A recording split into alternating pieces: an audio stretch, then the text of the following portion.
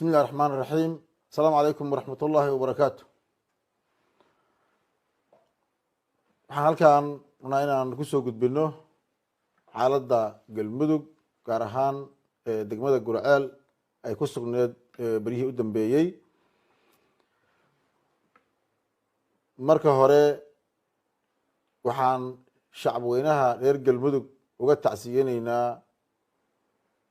dhibaatadii ka dhacday degmada Gurceel. waxaan si gaara ugu tacsiyeenaynaa shacabka degmada Gurceel dhibaatadii ka soo gaartay duulaankii hubaysnaa ay ku soo qaadeen ay ku qabsadeen kooxda hubaysan ahlu sunna wal jamaaca magaca wanaagsan adeegsata balse aan sidaas ku shaqaynayn ay deegaanadoodii uga kiciyeen guryahoodii uga barakiciyeen. aada iyo aad baan runtii arrintaas uga tacsiyeneynaa shacab weynaha shacabka degmada reer Gurceel dhibaatadii ka soo gaartay. guud ahaan meeshaa dhibkii ka dhacay intii ku dhimatay waxaan ilaahay uga baryeynaa in ilaahay u naxariisto, intii ku dhaawacantana ilaahay u boogadhayo. runtii aada iyo aad annagoo arrintaas uga xun uga tiiraanyeysan shacabkeenii degmada Gurceel duulaanka abaabulan loogu soo qaaday guryahoodii looga dhigtay dhufeysyada iyo xeryaha ciidamada looga barakiciyey. waxaan rabnaa inaan halkan uga dhawaaqno kasoo saarno guddi ka kooban xubno golaha wasiirada iyo maamulka degmada Gurceel oo aan u xil saarnay inay wixii gargaar iyo caawino ah ee galmudug ay awoodo la gaaraan dadkaas jilicsan, waayeelka, haweenka, caruurta ku dhibaataysan geedaha hoostooda xilli adag oo ay jirto runtii xaalad ay deegaanka ka jirtay. markii horeba deegaanku iska ahaa deegaan abaar xilli jidaala ku jira walow dee roobabna haddana ay hadda ku da-een oo roobabkiina ay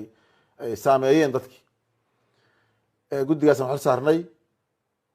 waxaan ugu baaqaynaa dadka reer galmudug dal iyo dibad meel ay joogaanba inay caawiyaan walaalahooda dhibaatadu ka soo gaartay kooxdaasi dhibaatada ay geysatay oo u soo gurmadaan. sidoo kale waxaan dowladda federaalka iyo hay-adaha gargaarkaba ugu baaqaynaa inay gacan ka geystaan xaaladda bani aadamnimo ee ka jirta degmada Gurceel. intaas kadib waxaan rabnaa goobaha caafimaadka iyo isbitaalada inaan iyagana farno dhammaan mas-uuliyiinta iyo howlwadeenada in si dhaawacyada loo wada adeego service simanna loo sameeyo iyadoon dhanna loo eegeyn. maxaa yeelay dadka waa dadkeenii, kuwa la qalday ee loo sheegtay ama loogu gabanayo magaca diinta islaamka loogu been abuuranayo iyadoo dana gaara la leeyahay, iyadoo la doonayo damac shaksi ah ama damac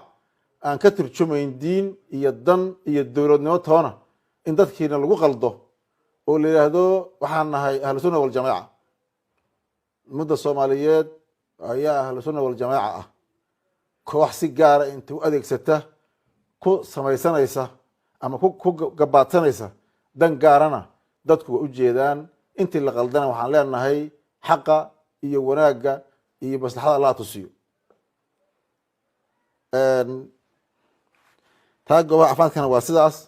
si aad la socotaan beryahan waxaa jira dad uga hadlaya ama marin habaabinaya shacabka reer galmudug iyo shacabka soomaaliyeedba iyagoo ka leh u gudbinaya fariimo ay ka leeyihiin dana qalloocan oo aada iyo aada u jaban. mowqifka dowladda galmudug horena waa u caddaa, haddana waa cadya. waxaad la socotaan 22 beri inay fadhiyeen kooxdaas hubaysan ee duulaanka ah soo qaaday degmada Gurceel inay qabsadeen. waxaan intaa u gudbinaynay ka codsanaynay jiha kasta u marinaynay inay ka baxaan degmada Gurceel dadkana u daayaan nabadooda xasiloonidooda iyo dowladnimadooda wixii ay qabaan oo tabashaana ay si nabada ku sheegtaan oo joojiyaan qoriga iyo xoog taas bedelkeedii waxay qaateen inay dhufaysyo iyo xariiq ciidan ka dhigtaan degmada Gurceel ayna qorsheeyaan inay qabsadaan deegaano cusub oo hadda xasiloon dowladda Galmudug waxay ku qasbanaatay markaysan wax aysan istaajinayn dhibaatadooda inay isdifaacdo taasna dowladda Galmudug shacabkeeda iyo dadkeeda ku matashaa maxaa yeelay waxay duulaan ku yihiin dowladnimadooda nabadooda cadaaladooda iyo sharcigooda iyo wajirkooda waxaan caddaynaynaa oon ku celinaynaa mowqifka Galmudug wuxuu yahay qof kasta muwaadin kasta oo reer Galmudug oo tabasho qaba inay dhagaysato la fariisato laga qanciyo wax kasta uu xaq u leeyahay ama uu tabasho u leeyahay uu tabanayo waxaynan dowladda Galmudug marna aqbalayn shacabkeeda iyo dadkeedana ku hogaamisaa xoog hub iyo qori caaradiis in dad iyo deegaanta lagu qabsado lagu kala gooyo Galmudugna lagu dowladnimadeeda iyo sharciyadeeda lagu soo duulo sidaasna damac shakhsiga lagu xaqiijiyo manaasib iyo kuraas lagu raadiyo in la shito xaaba laga dhigto dhalinyaro reer Galmudug oo qiimo badan taas ma aqbalayso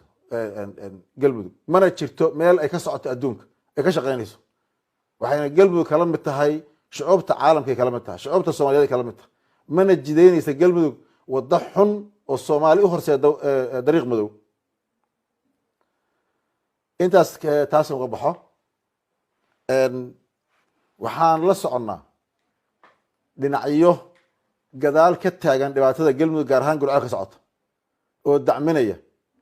oo gacan siinaya oo Soomaali iyo ajnabiba leh aad baan uga xunna in maanta 2021 aan aragno si raqiis kaas dad u fakaraya oo dhibaato uga shaqeynaya deegaan iyo dad walaalahooda iyo dowlad goboleed walaalahooda waxaana inta u dhaafi mayno cadeymaheedii haynaa mar kale aan ka hadlaynaa waa soo bandhigaynaa si cad insha Allah ugu dambeyn bulshada reer Galmudug dhammaanteen waxaa noo taala inaan gacmaha isqabsanno howlo waaweyn oo hor yaallan aan gudano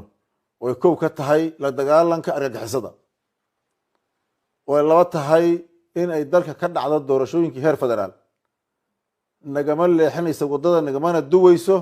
inaan la dagaalano argagixisada iyo inaan doorashooyinkii dalku sidii loogu talagalay uga dhacaan insha Allah tacaala waxaan soo rajeynaynaa soo daarmaynaa guul wada jir iyo midnimo. Assalaamu calaykum waraxmatullaahi wabarakaatuh.